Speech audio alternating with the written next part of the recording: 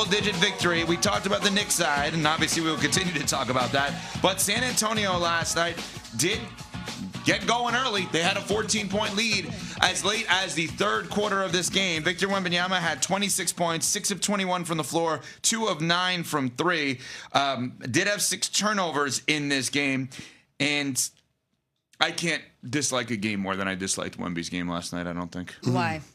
I'm just thinking about the opposite ends of the spectrum. I loved Josh Hart and Karl-Anthony Towns' game so much last night, and I disliked Wemby's game to that extent the other way.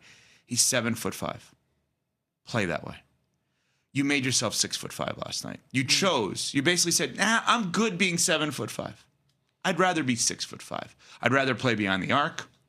I'd rather go all the way out there guarding Karl-Anthony Towns, who has to be guarded beyond the three-point line, but that shouldn't be him, which is on Mitch Johnson a little bit, the great head coach of the Spurs. Like, he should be floating and roaming, not guarding Karl-Anthony Towns that way. And every single time they just lobbed the ball to him, either got a basket or he got fouled.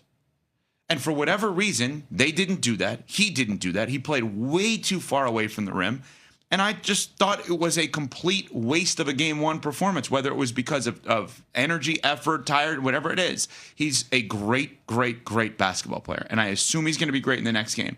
But I think he made himself a foot shorter last night voluntarily. Yeah, because running back and forth from three-point line to three-point line is a lot shorter than running from basket to basket. And he was tired. Yeah. In the first quarter, he's grabbing his shorts.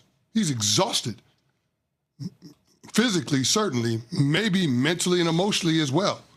Remember the quote coming into this series, they still hadn't come down from the win in the Western Conference Finals over the Thunder. Well, newsflash to the Spurs, you didn't win a damn thing.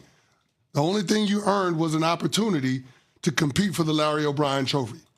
And right now, you just lost home court to the New York Knicks in a series that coming in, you were favored. So this is a gut check for Victor Wembanyama. Now, the Spurs, when they're down, when they're up against it, they respond the right way. They usually bounce back with a big win. So we'll see what happens in Game 2. I'd be surprised if they weren't able to even this thing up. But last night, you're absolutely right, Ev, in terms of the way Wemby played. Shot 9 3-pointers. Oh, there were so many catches for Wemby at the three-point line and beyond. It just didn't make sense. The Spurs couldn't find ways to get him the ball at the elbow or lower, which is his sweet spot. And then defensively, he usually has the opportunity to roam as a safety. I thought Mike Brown did a great job with his lineups, making sure that there weren't non-shooters on the court that Wemby could guard and slough off of and help other guys by staying in the paint. I think it's mostly about Mike Brown and the lineups that he chose to go with, when he chose to go with them, that kept Wemby in that position where he was forced to be a perimeter defender. And so I'm curious to see what Mitch Johnson does, the adjustment to the adjustment that the New York Knicks have made. I want to see what the Spurs come out with in Game 2 because they've got to find a way to allow Wemby to impose his will on the defensive end and a lot closer to the basket on the offensive side. Yeah, I mean, I can give you one suggestion right off the bat. It's the same thing I said yesterday. Play double big. Go Luke Cornett with Wemby and make them decide if they're going to put Mitch Robinson on the floor with Karl-Anthony Towns. And if you keep Josh Hart on the floor to combat the two bigs and have extra rebounders, et cetera, well, you have multiple non-shooters. You have to at least try that. The other thing, Luke Cornett has not been good, though. No. Then dust off Kelly Olynyk. The Luke Cornett minutes have been a godsend for opposing teams. Like, you saw it in the Western Conference Finals. You saw it again last night, especially in the third quarter. He can have his moments, though. He had the. Well, you say he have his moments, and I'm not. You got to try something. I'm not saying that he doesn't, but like that's when the Knicks started their run and coming back from down 14 in the third quarter. Instead of Wemby, I'm saying in addition to Wemby, that's what I would try. And also, De'Aaron Fox in, Dylan Harper out with 4+ minutes to go or whatever it was, not a good idea. Yeah. Dylan Harper was the best player on the floor at times for San Antonio. And the other knock on San Antonio is last night, we said this about Oklahoma City. One of the cool things when they're at their best is like they have 2 guys for every position. So the guy at those positions only has to be good for one half. When Champagny shoots the way he does in the first half, Devin Vassell's got to give you that in the second half. You can't ask Champagny to do that in 2 halves or else he'd be an all-time great player. Like that, he's a star in his role. And so Smalls, you asked, why didn't I like the Wemby minutes? It's because of that. He made himself a foot shorter, I thought, last night. So obviously, tactically, the Spurs are going to make some adjustments heading into game 2. I'm sure one of those two is to try to get Wemby more involved early. Yeah. Because to start the game, he obviously didn't have it. 5 points on 5 attempts in the first quarter. He missed some shots early. So I would imagine that would provide a spark. They're going to try to ignite him in that way. But you can make a lot of tactical moves to try to attack the vulnerabilities of your opponent.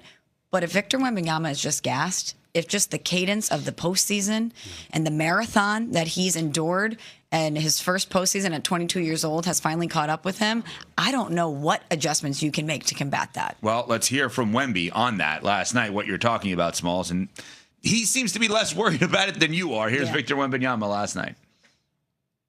It's almost not like I have anything to figure out. It's almost like I have to play normal, not even good. I just, it's like just doing the right things is enough. It's when we play bad, when I play bad, it's when we shoot ourselves in the foot. It's this is why I'm not worried. It's we're gonna be so much better. I'm gonna be so much better. I hope he's right, because this is a series I want to see go 7 games. I want him to find what we normally see from Wemby and push this thing to 7.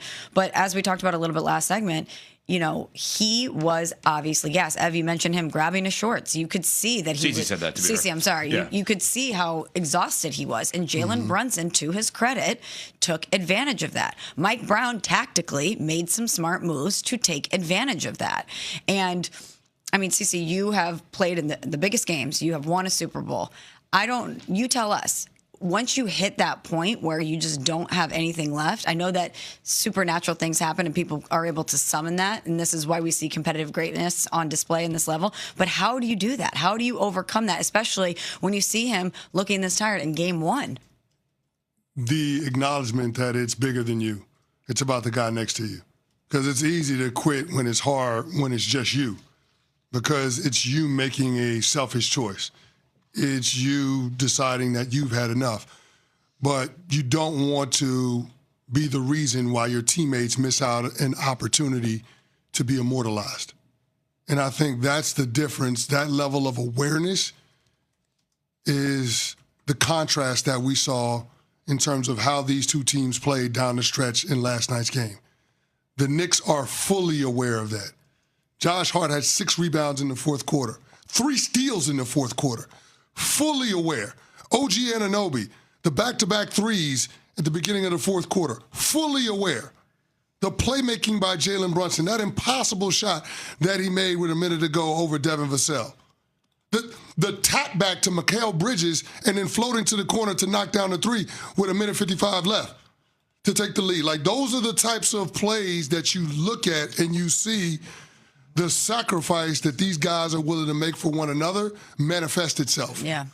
And so, yeah, I do think that this is a time where the Spurs have got to be introspective and acknowledge that, you know, they have to play with a little more urgency. The one thing that I will say tactically, and I agree with Evan, just like the Spurs don't have anybody to guard Karl-Anthony Towns, the Knicks have nobody to guard Steph Castle and Dylan Harper. So let's take them out. There's no reason for De'Aaron Fox to have 37 minutes.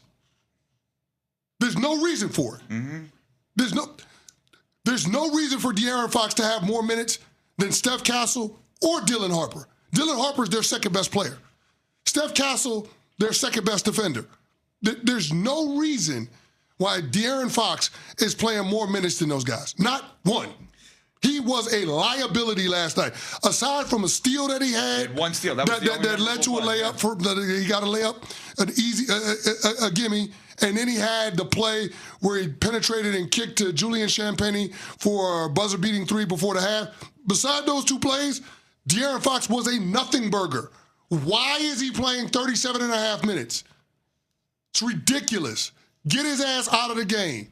There's a reason you and I sat here and we debated who we like better between Harper and Castle. You know what the answer wasn't? Fox. There's no reason why De'Aaron Fox is playing more minutes than Steph Castle or Dylan Harper. I don't understand it. Literally, they got off to a huge lead early because of Dylan Harper. He comes off the bench, and he was unstoppable. So let's take him out. It didn't matter who was on Dylan Harper. Nobody could guard him. Anybody could get it. Mikal Bridges, Jalen Brunson, Josh Hart, whoever was on him, anybody could get it. He was awesome. Ridiculous. I totally agree with you. It was ridiculous that they took him out late in the game last night. All right, a lot more to get to on the NBA Finals and the Knicks and the Spurs. But we had some huge news in the NFL with arguably one of the best, if not the best, defenders in the league that came out yesterday.